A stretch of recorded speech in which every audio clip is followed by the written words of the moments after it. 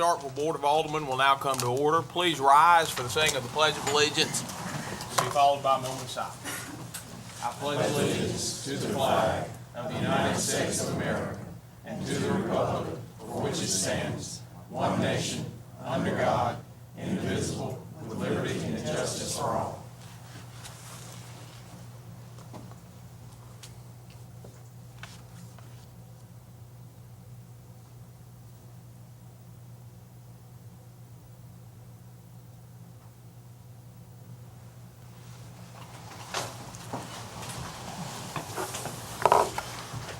All right, you have before you a copy of the modified agenda. Are there any proposed changes to the agenda as written? Yes, Mr. Mayor. Alderman Vaughn. If it would please the board, I would like to move on the board business D, consider making an appointment due to the Starkville Housing Authority. I would like to move that to the consent agenda, if it would please the board. Okay. Also, up on the board business F, consideration making an appointment for the Board of Adjustment and Appeals for Ward 7. I would like to move that to the consent agenda.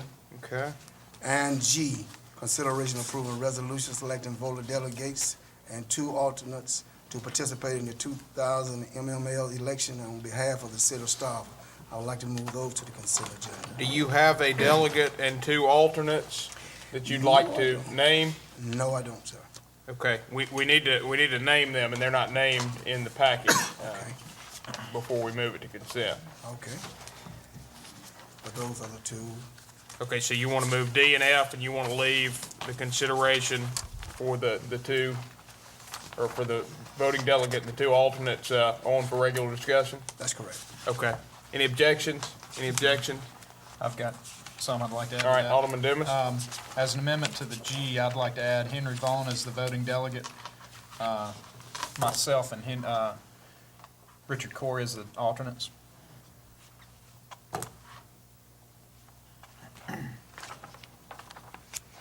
All right, so the proposed revision is to move item G, item 10G on page 3, to the consent agenda, with Alderman Henry Vaughn being the voting delegate and Alderman Jeremiah Dumas and Alderman Richard Corey being the alternates. Is that correct?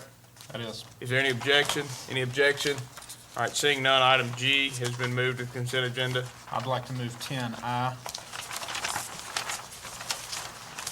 the advertising vacancy of the Heritage Museum, to the consent agenda. Okay, the proposed revision is to move item 10I on page 4, advertising for vacancy, to the Heritage Museum, to the consent agenda. Any objection? Any objection? Seeing none, please note the change. As well as 10E, 10. Memorial Day Parade. All right. The proposed revision is to move 10E on page 3 to the consent agenda. The consideration of authorizing the request for street closure and in-kind services for the Memorial Day Parade to the consent agenda. Any objection? Any objection? All right, seeing none, please note the change. Alderman Parker. I have 2 items I'd like to move to consent, under Roman numeral 11, B, 4 and 5, under building, number 4 and 5. Okay. All right, so the proposed revision is on page 4, items 11B, is it 3 and 4? Or 4 and 5. Okay, items 11B 4 and 11B 5 on page 4 to consent agenda. Is there any objection? Any objection? All right, seeing none, please note the change.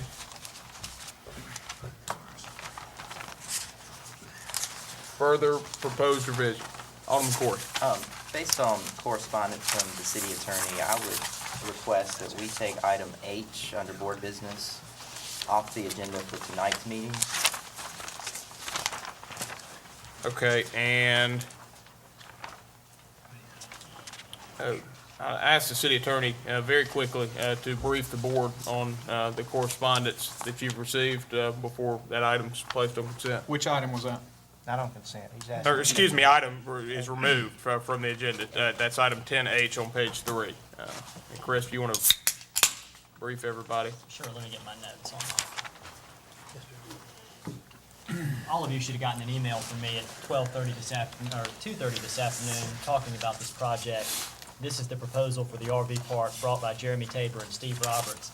The project has been marketed as a sale of fee simple lots, meaning that they're going to break up this property into individual lots, and the RV owners would buy their own individual lots. Because this is a fee simple project, this is a subdivision, really, is what it is. And they've submitted a plan for site review, but they haven't submitted a plat. And because this is a subdivision pursuant to our regs, the platting requirement has to be met first. And so it's premature for the board to act on this issue tonight because the project hasn't gone to the Planning and Zoning Commission first. Okay, and the proposed revision is to strike item 10H on page 3 from the agenda. Any objection? Any objection? All right, seeing none, is Mr. Roberts or Mr. Taylor here? No. If anybody was here to make the public appearance, the public appearance is still on in the event that you would like to make it. However, the matter that would be taken up by the board in conjunction with the public appearance is no longer on the agenda. Is there anyone here that would have made the public appearance? Anyone here? Okay, so there's no one here to make that public appearance. It's still scheduled on the agenda, though. In the event that no one's here, can we remove Yeah, that would be in order. 7C Yeah. from the agenda? I guess the only danger in that is if they came in later, so another alternative is just leave it on and that. Well, let's just Let's leave it on. on and call for it. Okay, I'd like to move item 9A, appointment of Eric Parker to the city ICC committee. okay, let's see. Motion, is that for consent? That's for consent. Or, excuse me, the proposed revision is to move item 9A, consideration of appointing a board liaison to internal city staff committee to make recommendations for the adoption of the most recent ICC building and fire code, and liaison being Eric Parker, That's correct. to the consent agenda. Is there any objection? Any objection? All right, seeing none, please note the change. Any further proposed revisions? Any further proposed revisions? Any further proposed revisions? Seeing none, a motion to approve the agenda as revised is in order. So moved. Motion's been made by Alderman Corey to approve the agenda as revised. Do I hear a second? Second. Motion's been seconded by Alderman Vaughn. All those in favor, please signify by saying aye. Aye. All those opposed, please signify by saying nay. Magic clearly passes. Is there any objection to the consent agenda as modified or as revised before you? Any objection to the consent agenda as revised? Any objection? Any objection? Seeing none, the consent agenda is approved. You have two sets of minutes before you tonight. The first minutes placed before you for your consideration are the April 6th minutes. Discussion? So moved. Motion has been made to approve the minutes of the City of Starkville Board of Aldermen for the regular meeting of April 6, 2010 by Alderman Dumas. Alderman Dumas, that's your motion? It is. Do I hear a second? Second. Motion's been seconded by Alderman Corey. Is there any discussion? Any discussion? Any discussion? Seeing none, all those in favor, please signify by saying aye. Aye. All those opposed, please signify by saying nay. Measure clearly passes. Next matter on the agenda is the consideration of the approval of the minutes for the City of Starkville Board of Aldermen recess meeting of April 13th, 2010. Discussion? I move. Motion's been made by Alderman Vaughn to approve the minutes of April 13, 2010. Alderman Vaughn, is that your motion? Yes, it is. Do I hear a second? Second. Motion's been seconded by Alderman Perkins. Any discussion? Any discussion? Any discussion? Seeing none, all those in favor, please signify by saying aye. Aye. All those opposed, please signify by saying nay. Measure clearly passes. All right, and that will move us to comments of the mayor and board.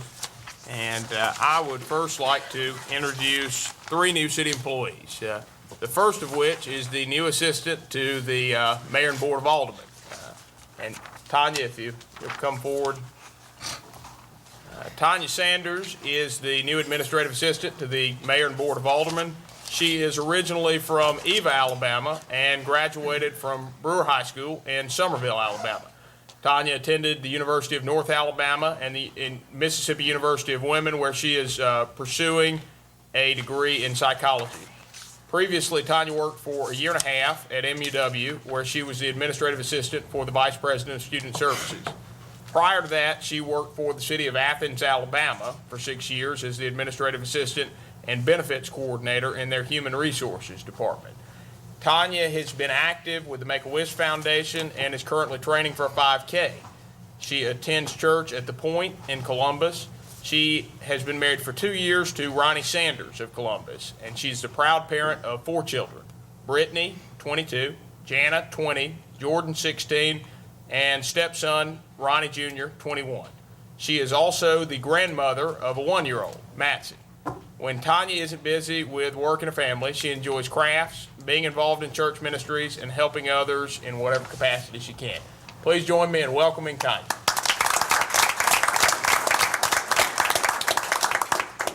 And the next employee I'd like to introduce to you is Chance Cummings.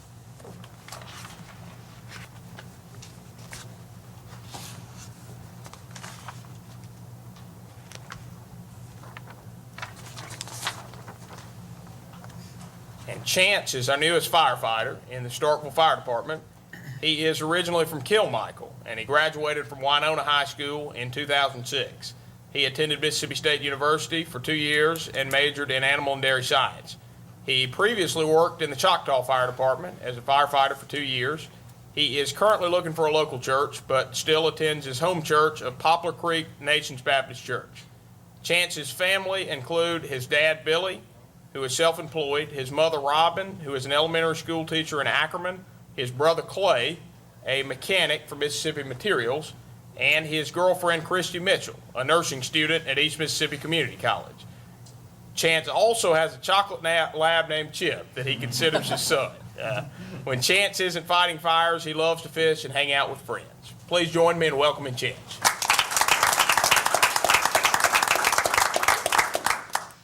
Mayor, if I may, Chance is on duty, so I need to get back. By all means. And the final city employee I'd like to introduce to you tonight is Tasha Carter.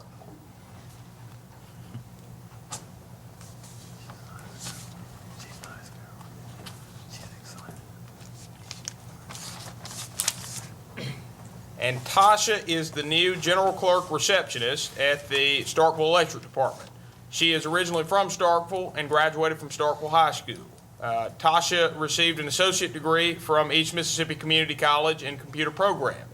She is currently attending Kaplan University seeking a degree in business administration with an emphasis in human resources. Previously, Tasha worked for Sitel for 9.5 years. While at Sitel, she held several positions, including technician, HR assistant, and workforce manager. Tasha attends Mount Pillier Missionary Baptist Church and teaches Bible class. She is an only child, but enjoys spending time with her family. She also enjoys softball and would someday like to own her own business. Please join me in welcoming Tasha.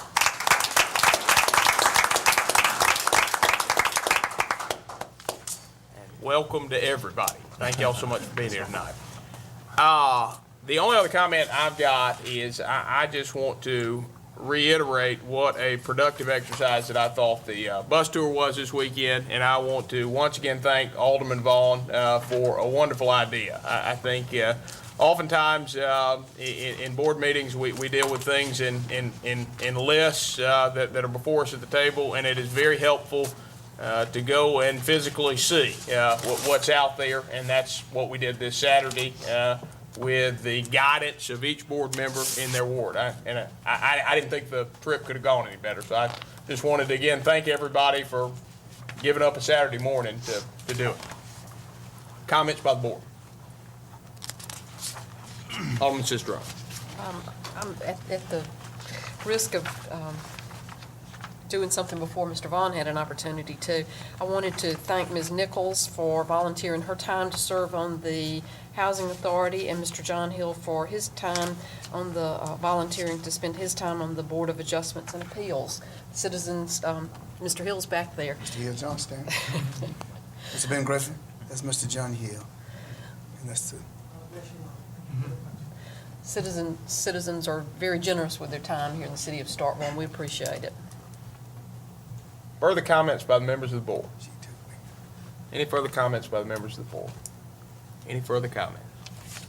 All right, seeing none, we'll move to citizen comments. Any citizen wishing to speak may do so by coming forward and introducing yourself, and you may speak for a maximum of 3 minutes. Good evening to the mayor and board. My name is Alvin Turner, Ward 7. We want to recognize the Vice Mayor, Senator Sitstrom, and Alderman Vaughn. Thank you, Alvin. Good evening. The citizens are very rough now, and they just like to cut through the chase. We had planned to have some of our Carver Drive citizens here, but one of the resident child died, so they couldn't be here. We had planned to have pictures, but with death, everything had to be changed. The citizens hope that we can do something because we are making ourselves look real bad, and it's a shame. Some people get done, some people don't, some people get thrown to the dog. If we're gonna be leaders, we need to be leaders because we don't want no more tragedy if we can help it. We have laws 9 lives. We don't need to have death on Carver Drive because of neglect. Because if we do, people don't want to listen after something happens and we try to fix it. Thank you. Thank you, Mr. Turner. Are there any further citizen comments? Any further citizen comments? Any further citizen comments? All right, seeing none, we'll move to public appearances, and we have 2 public appearances scheduled for this evening. The first is by Ashley Cumberland and Allison Matthews on the Memorial Day Parade. And I don't know if you were following, but this item did get placed on consent. Okay. So I still need to speak about it?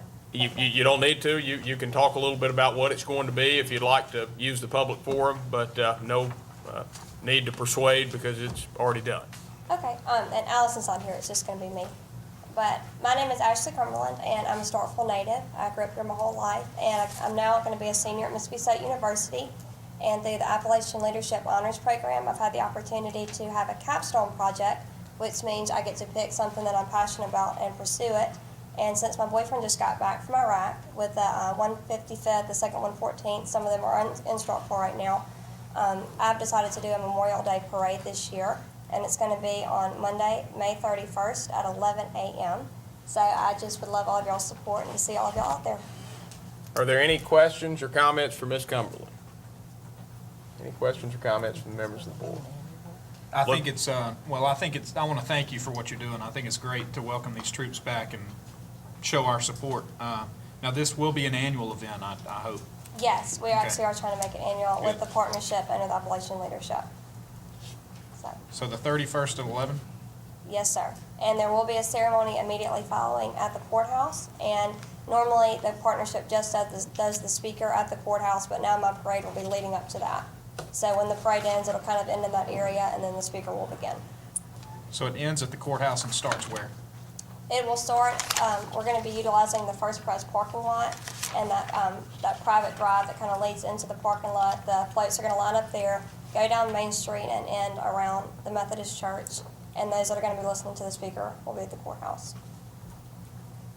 Any further questions or comments by the members of the board? Any further questions or comments? I've got a question. I think it's a good idea. What kind of floats will you have, and is it going to be a nominate or an application process to to get a float? Yes, sir. We can do a walking unit, which means you would just walk, obviously, or riding in the back of a truck, but you can't be up in the truck. You'd have to be down in it with walkers supervising you, or you could do a float. And I have had applications out to churches, schools, businesses, organizations. It's a $25 registration fee to be in it, and all of that paperwork is around to all the businesses right now. So basically, they would just send it into the partnership to register. And the floats, we're asking that they be as patriotic as possible. Red, white, and blue, American flags, yellow ribbons, etc. Any further questions or comments from the members of the board? Further questions or comments? Okay, Thank you so much. All right, the next public appearance is by Jeremy Tabor and Steve Roberts requesting sidewalk and roadway waivers for Development Review Committee. And Jeremy,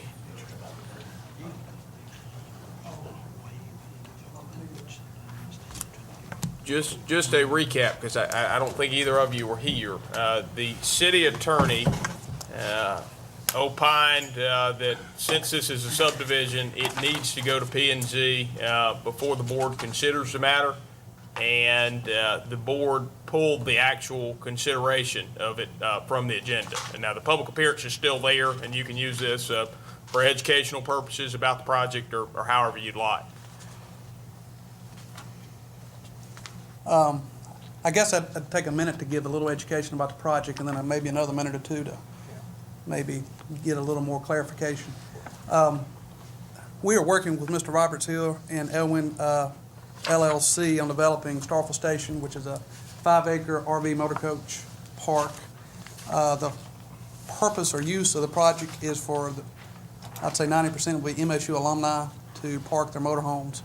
Most people know that parking is short on campus, like everywhere in the city too, and the university has worked with Mr. Roberts on promoting his particular development, and we have gone through the processes, worked with the city, gone through DRC, basically came up with 2 issues that were not clearly identified in the current ordinances, and the purpose of the meeting tonight was to ask for the Board of Aldermen to take action because the current ordinances don't specifically state what we're asking for.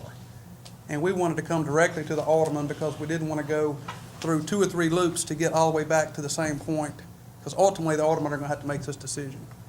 So, Steve, you might want to say a couple of things, and then I'd like to ask for some clarification of.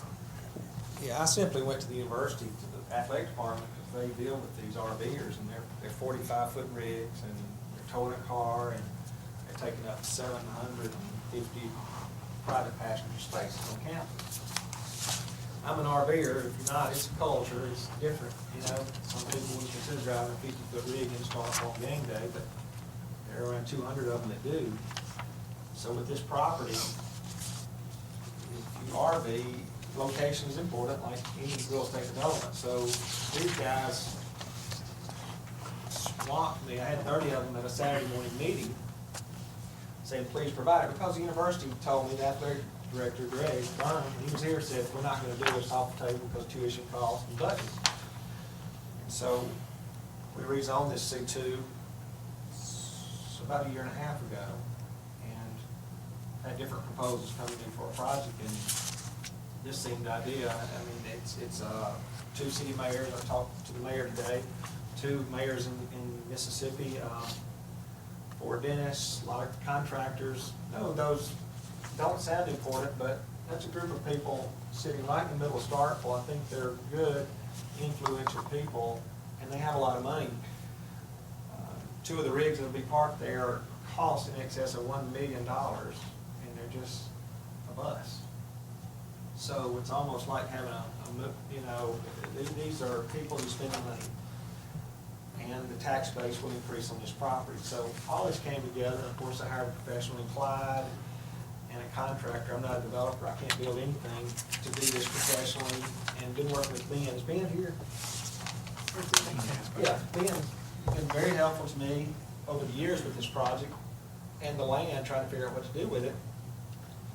Obviously, there's got to be benefit to me because I was paid $1 million for it in '07, and there needs to be benefit to Starkville.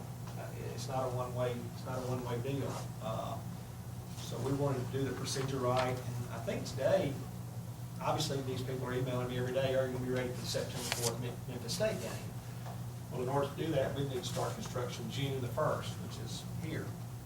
And that's what we were coming here tonight because of two issues. I think all I would ask is, specifically, if we could just get advice on what would be the exact step to, to get a final answer. That's all I think we're really asking. I think the city's gonna be real proud of it. It's gonna be professionally done by Clyde and Jeremy. And I think we just wanna know what to do. Who can make the decision about this 26-foot wide street? I think is kind of where we are as it relates to subdivision development. And we don't know the answer to that right now. And I know we have construction plans, so we have very detailed, specific work that I don't think anybody's had the privilege to see, all the way down to grading plans. So I think we're just here I'm here to ask as the owner, tell me exactly what to do and we'll do it. I have the professionals that can answer, I think, any question that anybody may have. And y'all weren't in here when Chris, I guess, offered his opinion earlier, so I think it would be helpful to hear from Chris on, basically tonight, the reason he advised, what he advised is purely procedural at this point, and I'll let him kind of walk you through where that is and what next steps are. And Mr. Roberts, I'll address you. I Yes, sir. know Jeremy very well, and you and I have not had a chance to meet, but I certainly hold your brother in extremely high regard. So appreciate that. please pass that along. And we're all familiar with the quality of the projects that Jeremy and his family are involved in. So my opinion doesn't weigh in one way or the other on whether this is a good project, bad project, anything like that. Yes. It's just strictly procedural. Right. Because you guys are splitting up the lots for fee simple sale, Right. that puts this project under the subdivision regulations of our city ordinances. And because they're in the subdivision regulations, that means that the platting process has to be adhered to. And so instead of presenting a site plan as you guys did, you need to present an actual plat and follow that process. And I know that's something that Jeremy is very familiar with and the engineers that he worked with. Yes. But that process has to be tracked because this is indeed a subdivision. And so the variances that you guys are requesting are spelled out in the subdivision regs, that those variances have to be determined by the Planning and Zoning Commission, not by this board in a first step. Okay. And I understand your time crunch, but it's my job to make sure that the process is met. That's my problem. And so this process kind of procedurally jumped the gun a little bit. Okay. So P and Z can approve that plan with the dimensions and design we have, right? So we would not have to come back to the board, and I'm stupid, I'm not educated here. Is that correct? We shouldn't have to go back to DRC site plan approval. It would still go to the Board of Aldermen. That's correct. If the P and Z Okay, but approved not it. through DRC. Okay. That's right. The board has to have final plat approval. Okay. Can I make one comment regarding that? We corresponded to Ben and Chris on April 19th on these exact same questions, and this is direction we were led to. Just so everybody knows, it would have been a lot helpful to be given that information a month ago when we're on such a tight time frame. So we went through the processes. This is why we're here today. Now we're being told, well, go back a couple more weeks, another month. Y'all see where the Board of Aldermen still probably would ultimately have the decision-making authority. Is that not correct? Yeah, and I think what it is at this point is two separate issues. You've got the substantive side of it, and there may ultimately be decisions the board's gonna have to make.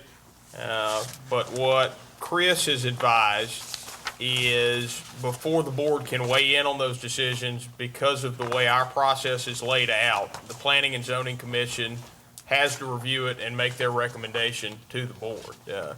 So it's just the process side of it, and once you get to P and Z, they will be they'll start the review of the substantive side of it, which will ultimately land before the board. So, from the board standpoint, any major objections that just stand out? It'd be improper for them to comment at this time. I'm just asking. And there's no issue with the zoning. Can't do Can I that. ask? No, and Chris, you correct me if I'm wrong, that is proposed development of an RV park in land that's currently zoned C2.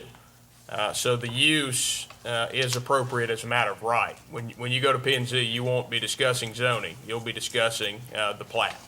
That's correct. That's my understanding, Jeremy. Is there any way, do we have a special call meeting now, Ben, for the P and Z board To this week? expedite this. We have a special, we already have a special call P and Z meeting. We have a special call meeting, but it's for another item. Is there any way to get this item on that special call meeting? Probably for the city attorney to make a call. What we would have to consider is whether it would run afoul of the advertising requirements, because the specific subject matter of that P and Z special call meeting was advertised. And to give people time to show up for and against the proposed project, it's gonna run afoul of the advertising when you're giving people a two-day turnaround. They could, P and Z, they can protest this project. Correct. Platting, just the plat. Not the zoning, not the zoning, just the plat. Yeah, the scope of the review that you will have at P and Z and ultimately, before the board after P and Z's weighed in on it, is on the plat. And that's, do we know the next date that would be by any chance, that P and Z meeting? Ben? I'm sorry? When would the next P and Z meeting be? It's June 8th, June 8th? but the plat would have to go to the Development Review Committee before it goes to the P and Z. Which is already done. No, a site The plan, site plan two different was things. submitted, not a plat. I think that's what, and I don't want to make it be confused, but we were seeking site plan approval tonight, not plat approval. Correct. Site plan approval would allow us to start construction. Preliminary plat and final plat approval would just allow us to convey the deeds.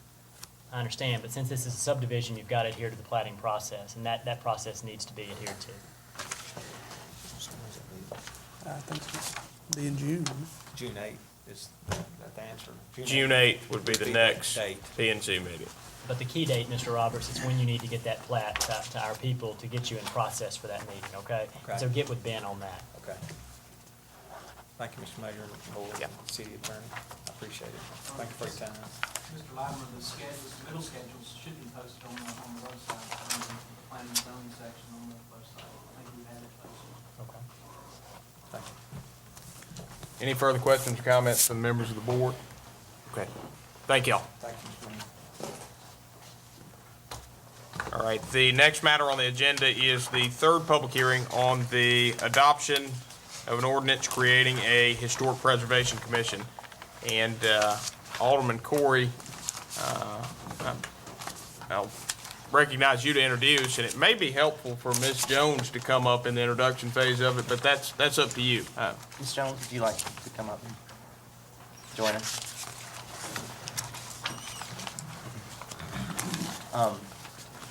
Let me first go ahead and just open up by saying that the Historic Preservation Committee met last week, the purpose being to incorporate some of the recommended changes in wording based on certain city attorney's recommendations into the ordinance to get it into a final form that we have before you now. Most of the changes were relatively minor.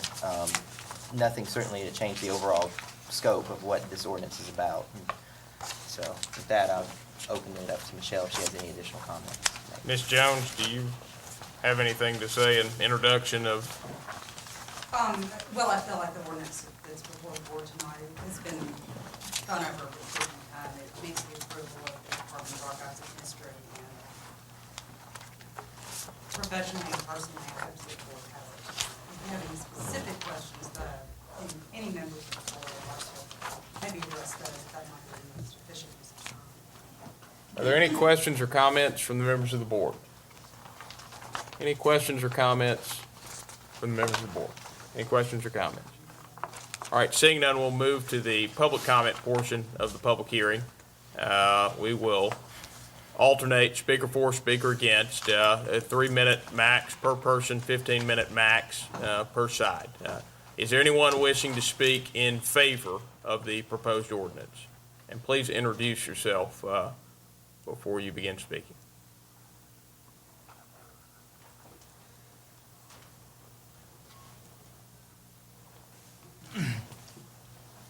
Mayor and Board, some of you may know me.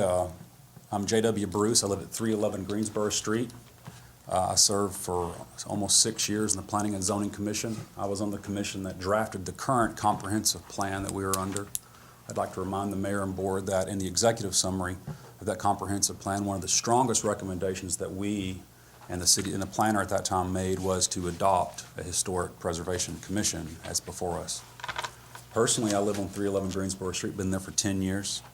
I think that I would very strongly recommend that the board adopt this ordinance. It will signal to the residents of the city that Starkville cares about its historic properties. It will give the owners confidence in order to invest in their properties.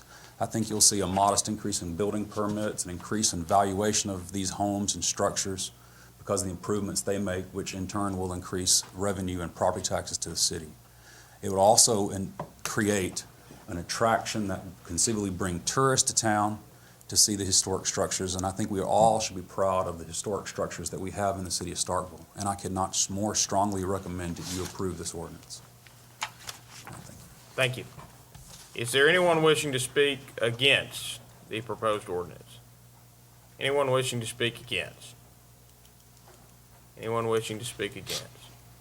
All right, is there anyone wishing to speak in favor of the proposed ordinance? Anyone wishing to speak in favor?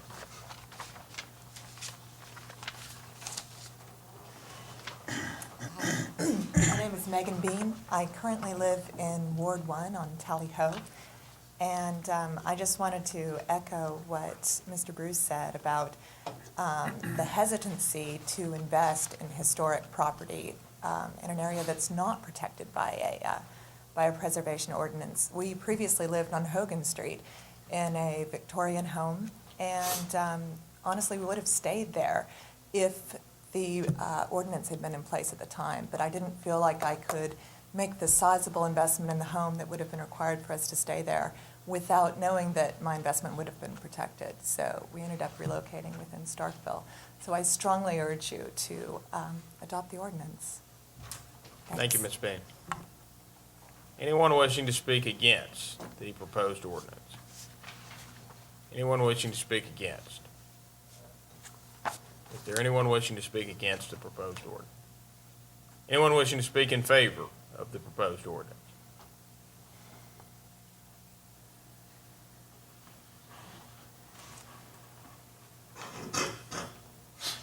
I'm Michael Fazio. I live at 521 Greensboro Street. A number of years ago, I worked very hard to get an ordinance like this one passed here, and we were unable to do it. I'd like to think that its time has come. And certainly at that time, the vast majority of people on Greensboro Street were in favor of this. Thank you, Mr. Fazio. Anyone wishing to speak against the proposed ordinance? Anyone wishing to speak against? Anyone wishing to speak against the proposed ordinance? Is there anyone wishing to speak in favor of the proposed ordinance?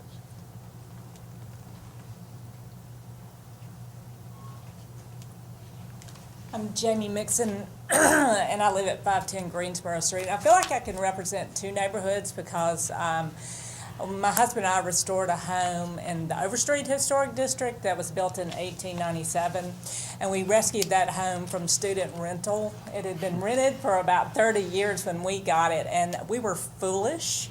I would say people were looking at us like we were crazy to do this, but we were young, and we were very enthusiastic about it and spent about 18 years restoring that home. And, you know, I think, and looking at what we bought it for and then what we sold it for 6 times the amount that we bought it for. And that is because we followed our own historic ordinance. We researched it. We did everything the way that it was supposed to be done, and not because Starkville was encouraging us, but we were just foolish enough to do that. And I believe that we need to protect our historic neighborhoods. People will move into these neighborhoods, like Megan Bean just said, if they feel like there is some kind of covenant offered to them for their investment. Because you just never know what's going to happen next door to you. And, you know, Starkville's history is worth saving.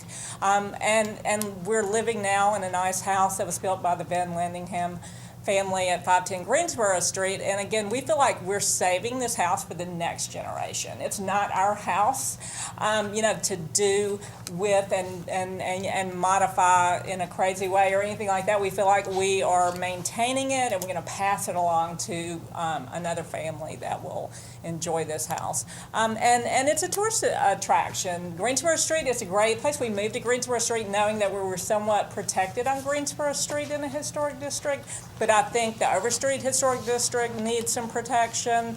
It's a great area and really great historic homes there, from the 1870s all the way through the 1950s, and a great diverse neighborhood where you have 1950s houses sitting next to an 1870s house, which is great and fine, but I think that they need to be offered some kind of protection. And it is time, I think, as Dr. Fazio just mentioned, it is time for Starkville to do this. Cities across Mississippi do this successfully, and Starkville needs to do this now. Thank you, Ms. Fix. Anyone wishing to speak against the proposed ordinance? Anyone wishing to speak against? Anyone wishing to speak in favor? Anyone wishing to speak in favor? Is there anyone wishing to speak for or against or in general about the ordinance? Anyone wishing to speak on the ordinance? All right, seeing no one, that will conclude our public comment portion of the public hearing, and we will move back into a board discussion. Discussion by the members of the board. I've got a couple of questions, and I'm not against historic preservation. I just want some people to answer questions, and I apologize to the committee for being out of town for the last 3 months, with so much work travel for the state. But can I kind of just open this up for general questions I've got for some of the Greensboro residents that care to answer them for me? But and if you can answer these questions, I'd like to be sold on this ordinance. I just think there's some clarification in word and verbiage. We can, is that fine, just to kind of ask general questions? You can try to direct it at somebody if you can, or if not, I guess whoever wants to field it, just field it. Okay. With covenants in neighborhoods being civil matters, how would someone know? We've got a lot of professors coming and going in Starkville from all over the country and the world. How would they know when they were moving here? Would there be any kind of ties with the city to know that they were moving into a historic district? Or would it just be up to them to do the research coming in? I know Go ahead, I'm sorry. No, I want to finish your question. That was it. The Board of Aldermen would adopt any ordinance that created a local historic district. That is not the ordinance that's before. At that time, before a building permit was issued, the person would know. It would behoove the city, and by the city I mean the commission that's appointed, to educate the realtors in town as to what that meant, so that when they saw the house, the new owners would know that.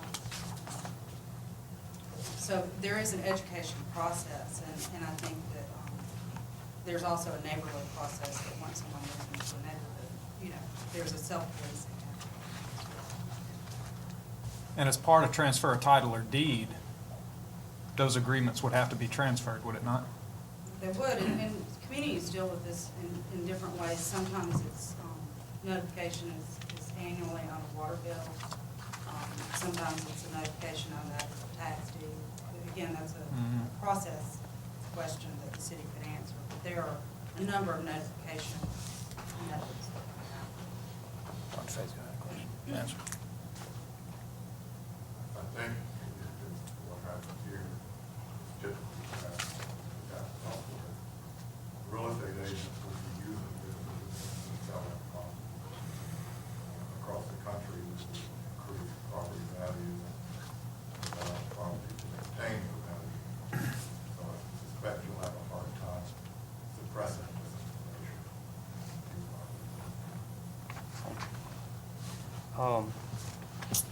I guess another issue I had with page 11 is section 9, criteria for issuance of certificates of appropriateness. And having grown up on Greensboro Street, it just says in B, new construction, that what it's saying here is new construction will be visually related to what's currently there, and that's the height, gross volume, proportion between height and width, trying to the facade of the proportions, the relationship between doors and windows and materials, textures, colors, patterns, trims, and design of the roof. But like you say, like the lady said, Greensboro is just varied. There's not hardly any two houses there. You've got houses from a 70-year time span. Who's to determine what a typical Greensboro home is? I mean, if it's 3,000 square foot houses, would the house between them have to be around that as far as height and width, or what kind? There's ranch style homes on Greensboro Street. There's 3-story houses. So I mean, can you just elaborate on? Well, and I'll use Greensboro since I think everyone who's spoken for this ordinance has been from Greensboro. So, it's important because it signifies the development of the community from 1860 to 1960. And there's something that's built there every decade. Yes, ma'am. But I think you would also say there is a feel to that neighborhood that happened organically, that those houses relate to each other very well. The commission appointed would be charged with developing design guidelines so that people performing new construction would know those rules going in, so it wouldn't be arbitrary and capricious and opinionated. It would be based on something that the city adopted. Section 16, enforcement and penalties. It says if construction, alteration, relocation of any resource occurs without certificate of appropriateness, then the license of the company, individual, principal owner, or successor shall be revoked for a period of 3 years. And my question is, just say a contractor comes in from another city, Louisville, and just does work. Do y'all plan on pulling their license to do business in Starkville for 3 years? Well, y'all would be. We would do y'all. that. So it's all referring back to us. I mean, that penalty is through the board, is that correct? Mhm. Mr. Attorney? Yes, through the administrative hearing process So, of the board. the commission or the residents are not going to be pulling someone's license. It'd come back to us.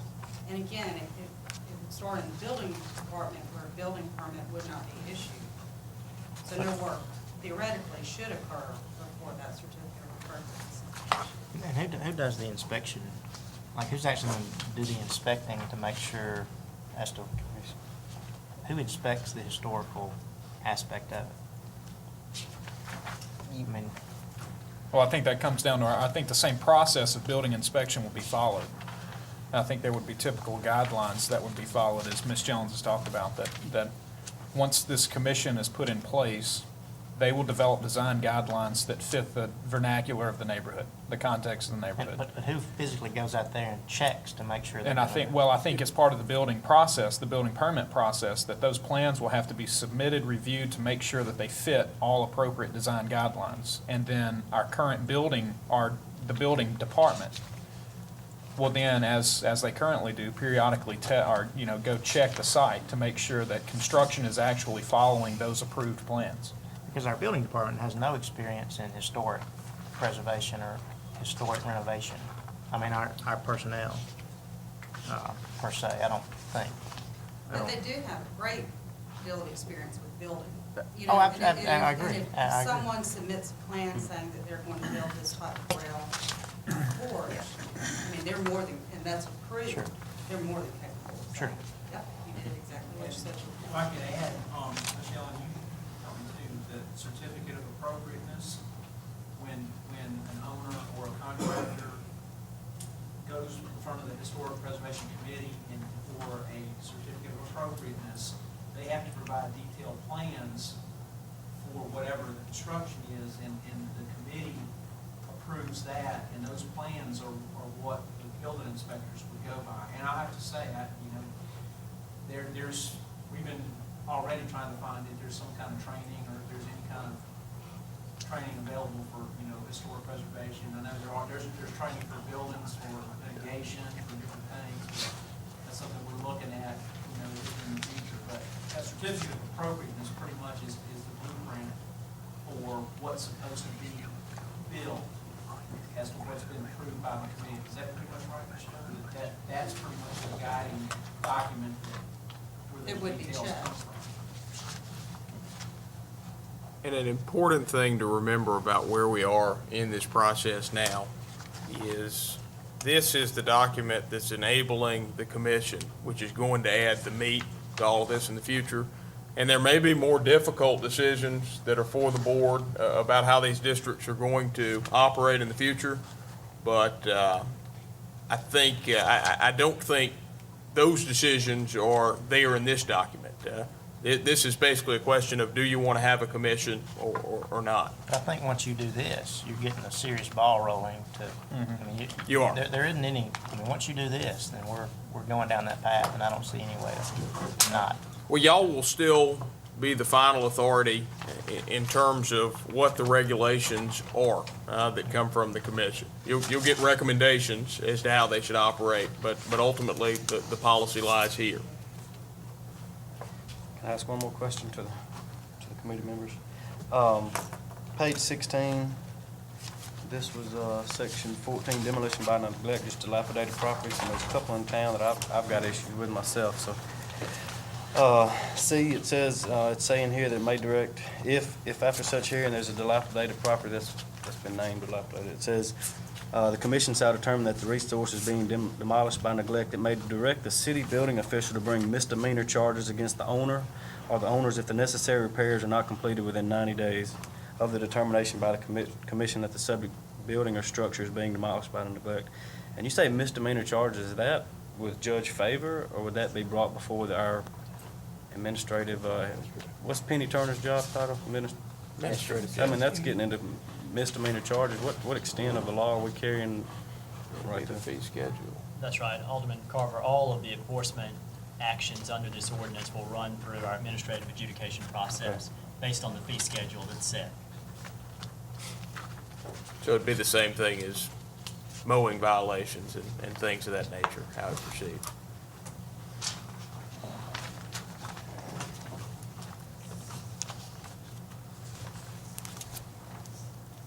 I've got one last question.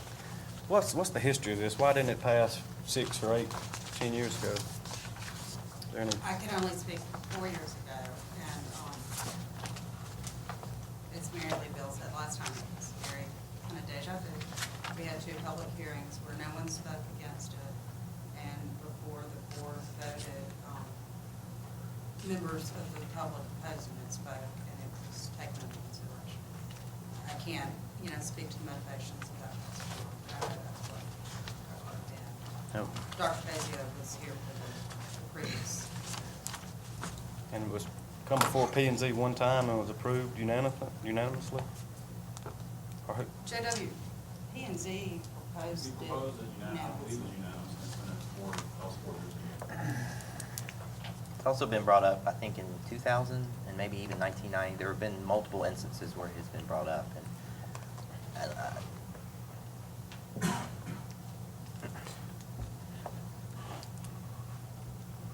So have we ever had have the areas ever had historic societies within their district, like a Greensboro Historic Society or a Overstreet Historical Society? Have there ever been individual, in other words, we do have neighborhood covenants, but of course, the neighborhoods, the city can't enforce covenants. They just can't get into that. So has there ever been an Overstreet or any other society that tries to enforce something like a covenant in these areas? We don't have any covenants. There's the only protection granted any property in the historic core is its zoning status. There are no covenants, it's set standard zoning. There are no covenants because these all developed prior to, it's an organic growth. Sure. Furthermore, these predate subdivision laws. Sure. So they're not even required to follow those because they predate God. These homes go all the way back to 1860. I guess my question is there an ability to create a society or a preservation for those areas, similar to a neighborhood? I realize a neighborhood. I guess that's what we're asking you to do. Because a society is, and I'm probably hearing society and thinking that's an organization that's just an advocacy group. Right. And an advocacy group, we have the Starkville Central Neighborhood Foundation, and everyone who's spoken for this ordinance is a member of that. And we represent and we try to promote the historic neighborhoods through an advocacy group. But that doesn't protect the demolition or negative alteration of any property. I agree with the historic preservation. I've personally done work on Greensboro Street and felt like we did it to match the existing area, and that was that kind of the homeowner's choice to make it match. I guess the difference in neighborhood regulations or covenants is, I realize you're asking us to do that, but those neighborhood covenants aren't backed by the city. In other words, they don't have the full weight of the government behind them. I guess that's my biggest issue is the city actually enforcing basically neighborhood covenants. Yes, sir.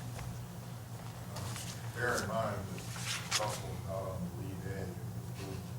There are many communities throughout the state of Mississippi, never mind the rest of the country.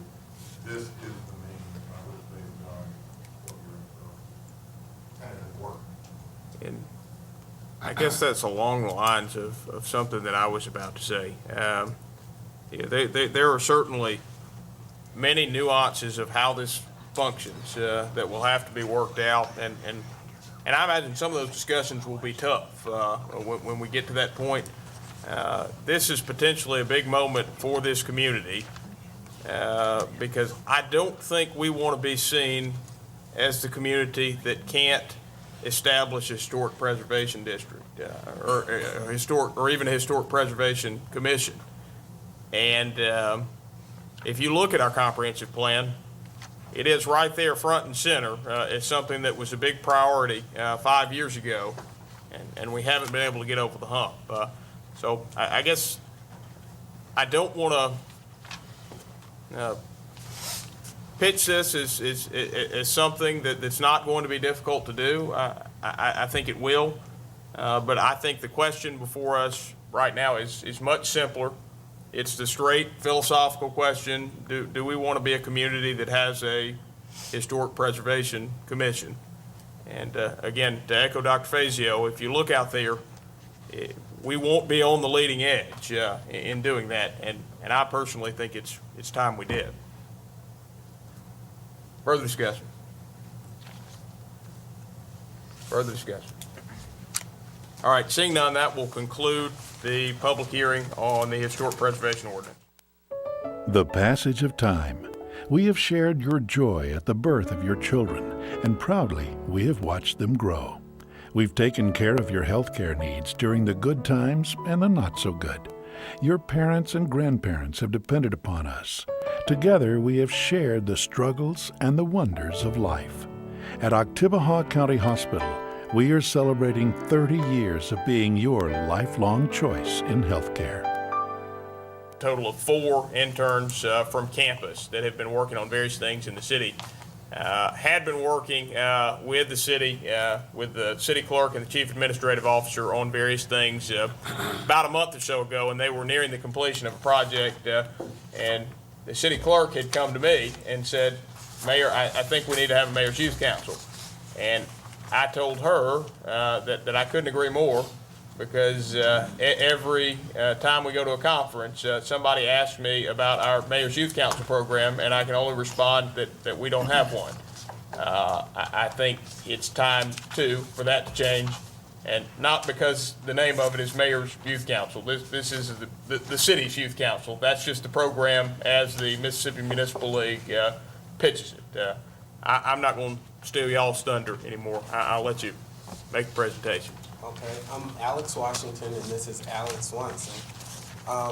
The Mayor's Youth Council will be formed with 15 to 25 high school students between the grades 9th and 12th grade, 15 to 18 years old, and that reside in the city of Starkville. The Mayor's Youth Council will strive to provide high school students with the opportunities for personal growth and community service projects through the city, and also raise youth-related issues to community leaders.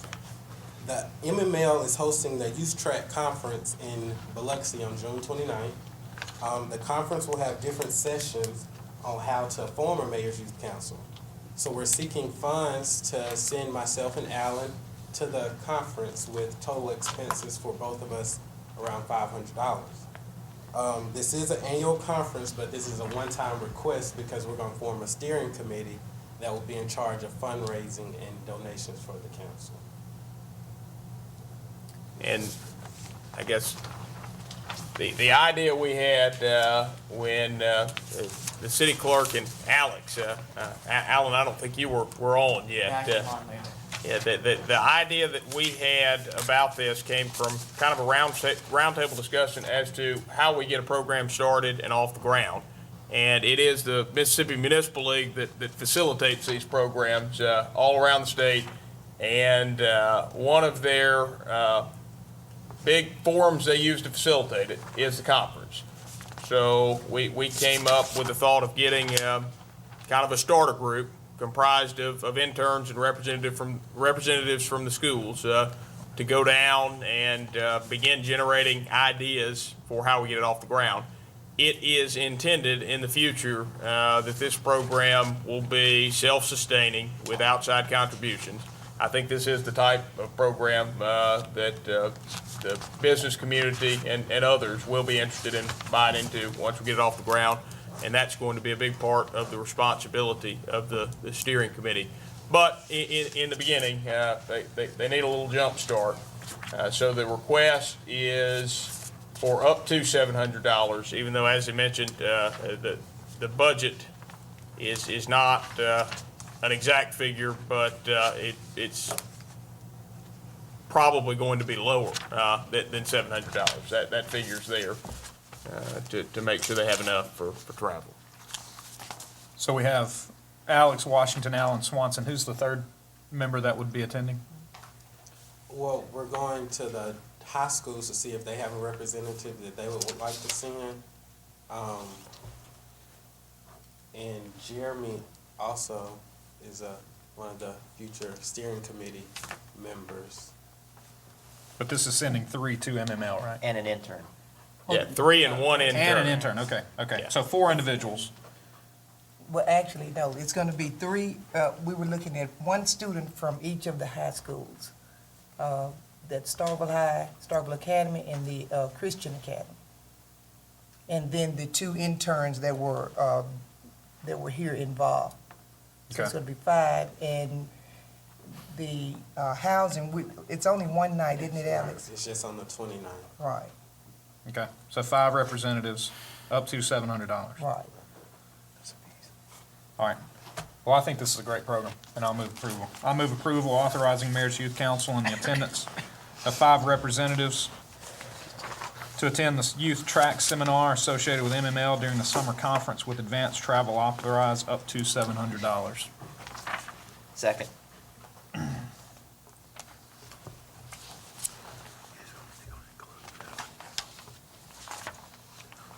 Motion from Alderman Dumas is to approve the authorization of a mayor's youth council and the attendance of 5 representatives and an intern for the youth track seminar associated with MML during the summer conference with advanced travel authorized up to $700. Is that your motion? It is.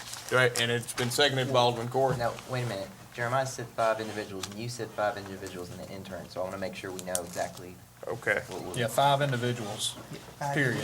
Okay, all right, let me read the tricky part one more time. I won't make you suffer the whole thing.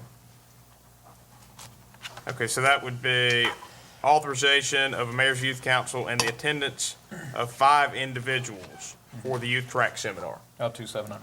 Up to $700. Second. All right, motion's been made by Alderman Dumas, seconded by Alderman Corey. Alderman Dumas, you wish to speak on the merits? I do not. Any discussion? Any discussion? Any discussion? Seeing none, all those in favor, please signify by saying aye. Aye. All those opposed, please signify by saying nay. Thank you, gentlemen. Okay. That will move us to board business. And the first matter of board business before you is a report from the Budget Committee. The Budget Committee held their first meeting in April. It was an organizational meeting. We talked a little bit about coordinating our calendar and the city's normal budget calendar. We're sort of an overlay on the city's budgeting process. I was appointed the Budget Committee Chairman. Marquita Outlaw was appointed the person who would be taking the minutes. We met again in May, and in May, we actually did a little bit more in terms of looking at where we were, comparing actual revenues and expenses as compared to budgeted revenues and expenses. The financial statements that we had were through the date of March 31st. We're a little below 50% in both situations, which is what you would expect 6 months into the year.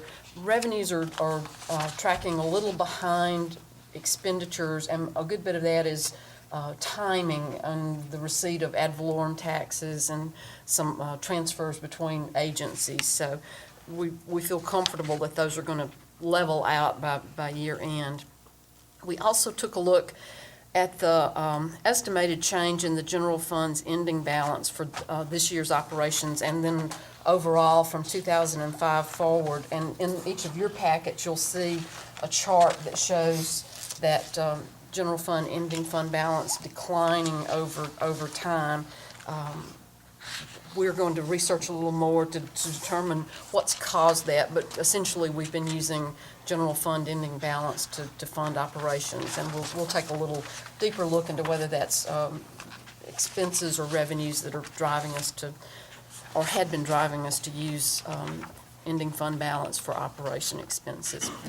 We've set our next meeting for July 12th. At that time, there'll be a needs and assessment document that's been compiled based on reports from each of the department heads, and we'll begin to develop, hopefully, a capital improvements plan similar to what the streets department does with their streets.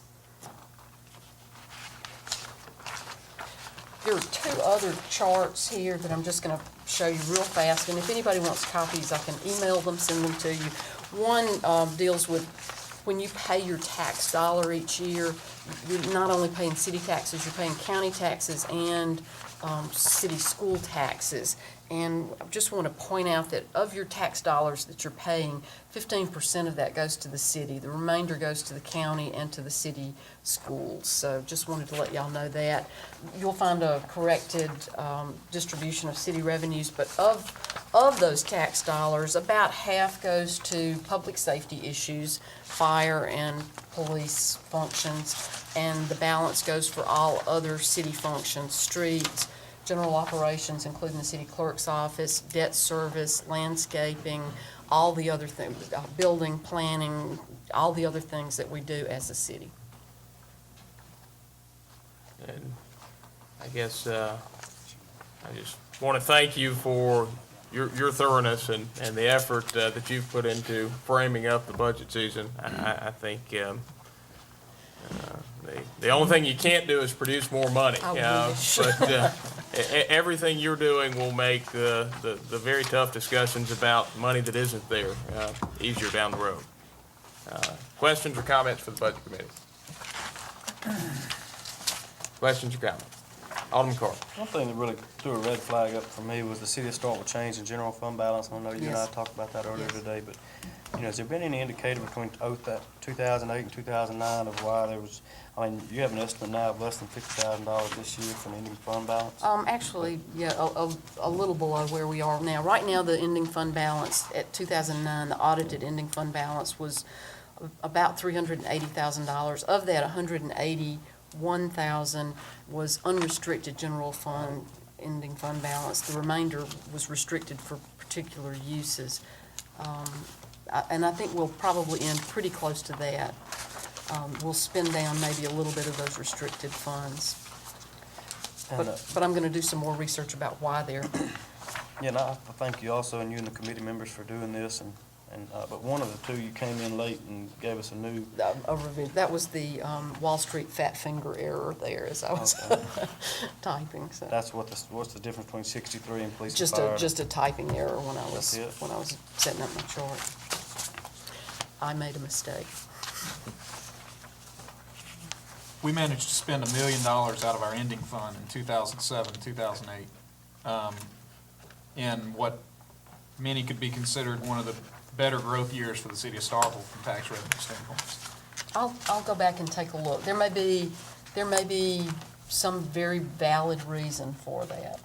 I'll have an answer for that.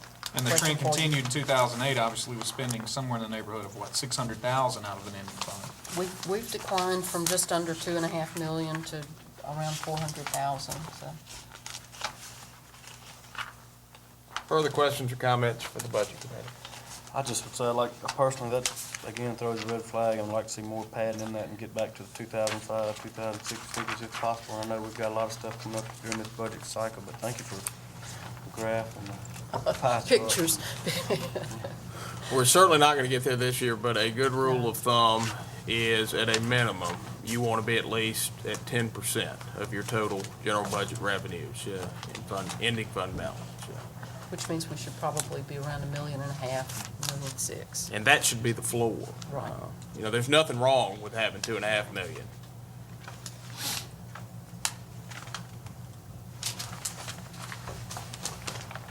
Further questions or comments? Any further questions or comments?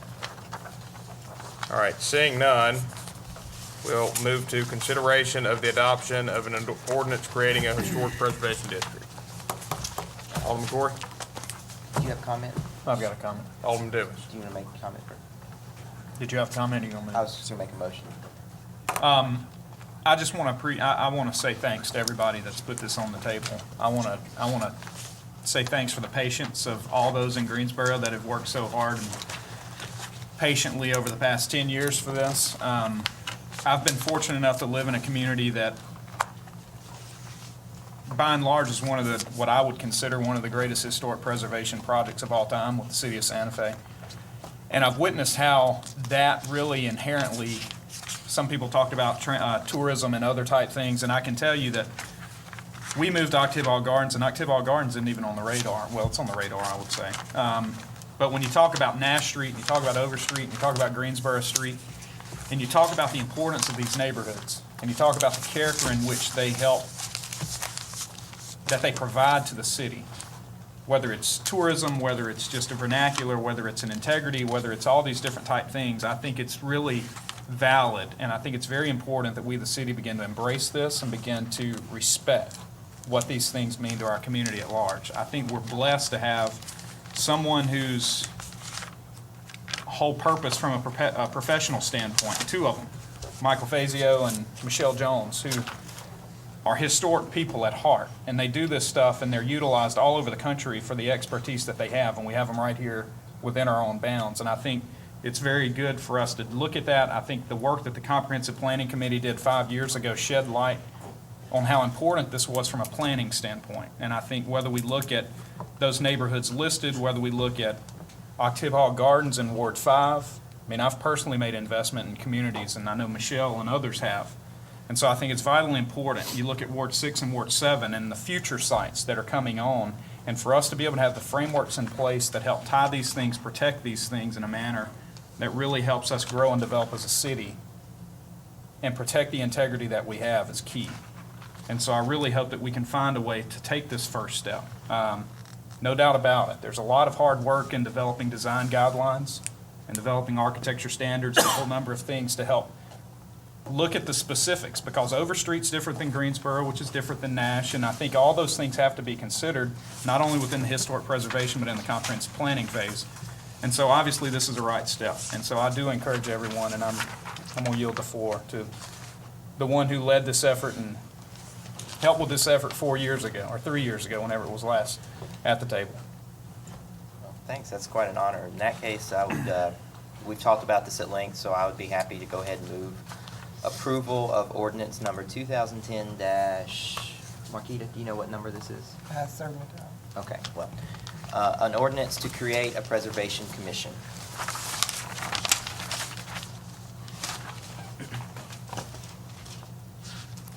Okay. So the motion from Alderman Corey is to approve of an ordinance creating a historic preservation commission for the city of Starkville as included in the packet. Yes. Is that your motion? Do I hear a second? Second. Motion's been seconded by Alderman Vaughn. Alderman Corey, do you wish to speak on the merits? Any discussion by the members of the board? Any discussion? Any discussion? Any discussion? Seeing none, please answer yea, nay, or abstain as the city clerk calls your name on Alderman Corey's motion. Alderman Carver, Yay. Alderman Sistrum, Yay. Alderman Parker, Nay. Alderman Corey, Yay. Alderman Dumas, Yay. Alderman Perkins, Yay. Alderman Vaughn. Yay. By a vote of 6 in favor with 1 against and 0 abstentions, this measure passes. The next matter on the agenda, if I'm correct, that's all of the board business. So that moves us to building codes and planning. Item number 3, the consideration to approve P&Z item number CU 1003. Mr. Griffin. Thank you, Mayor. Item CU 10-03 is a request by Pine Lake Church to approve a request to allow a church in a C2 general business zoning district. The subject property is located at 200 Highway 25 Bypass South in Ward 1 and will affect approximately 5 acres of land. The applicant is proposing to utilize a recently closed Team Chevrolet automobile dealership as a church, including extensive interior renovations and the addition of a covered portico area for visitors. 6 property owners of record within 300 feet of the subject property were notified directly by mail of the request. Public hearing notice was published in the April 23rd edition of the Starkville Daily News and a placard posted on the site concurrent with the notice. The Planning and Zoning Commission received no public comments at the hearing and voted unanimously to recommend approval of the conditional use request with 5 conditions proposed by city staff. Questions or comments for Mr. Griffin? What are other, church obviously is an allowable use in C2. Churches are allowed in all zoning districts, but they require a conditional use to mitigate any potential impacts that either that the church would have on adjacent properties or on adjacent properties that may have to a church, depending on the location. It's absolutely driven by location. Mr. Griffin, let me just ask for informational purposes. I'm in favor of this. Do we still have the requirement that, of course, the church can be in the zoning district but has built a minimum of 3 acres? I knew we had to at one time. No, sir. That was removed. I thought so. And the conditional use ordinance gives the criteria to review those things, and And I parking is one of the main things to mitigate. And now I remember when we did that. Okay, Yes, sir. I remember. Yes, sir. Yeah, I'm not sure that. And they've got plenty of parking out there. Right, we did the last term. I remember that. Yes, sir. I remember the night we did this thing. And the site immediately adjacent to this is owned by a church, is that right? A different church, yes. And when I spoke with Pastor Cadenhead about it, he has been in contact with them and stated they have some good relations and plan to work together with them. Mr. Mayor, I move approval that we approve this with 5 conditions as recommended by P&Z. Motion by Alderman Dumas is to approve item number CU 10-03, a conditional use allowing a church in a C2 zoning district located at 200 Mississippi Highway 25 bypass with 5 conditions as recommended by the Planning and Zoning Commission. Alderman Dumas, is that your motion? It is. Did I hear a second? The motion been seconded by Alderman Perkins. Alderman Dumas, do you wish to speak on the merits? I do not. Any discussion by the members of the board? Any discussion, any discussion, any discussion? Seeing none, all those in favor, please signify by saying aye. Aye. All those opposed, please signify by saying nay. Measure clearly passes. Thank you, Mayor and Board. And if I'm not mistaken, that exhausts the non-executive session portion of our agenda. Mayor, I move that we go to closed session to discuss the need for executive session. Motion has been made by Alderman Corey to move into closed session to discuss the need for an executive session. Do I hear a second? Second. Motion's been seconded by Alderman Vaughn. Any discussion? Any discussion? Any discussion? Seeing none, all those in favor, please signify by saying aye. Aye. All those opposed, please signify by saying nay. All right. Now moving to closed session. And without objection, as the room clears, I'll move us into a brief recess. Any objection to moving in a brief recess? Seeing none, we'll recess and returning close. The passage of time. We have shared your joy at the birth of your children, and proudly we have watched them grow. We've taken care of your health care needs during the good times and the not so good. Your parents and grandparents have depended upon us. Together we have shared the struggles and the wonders of life. At Oktibbeha County Hospital, we are celebrating 30 years of being your lifelong choice in healthcare.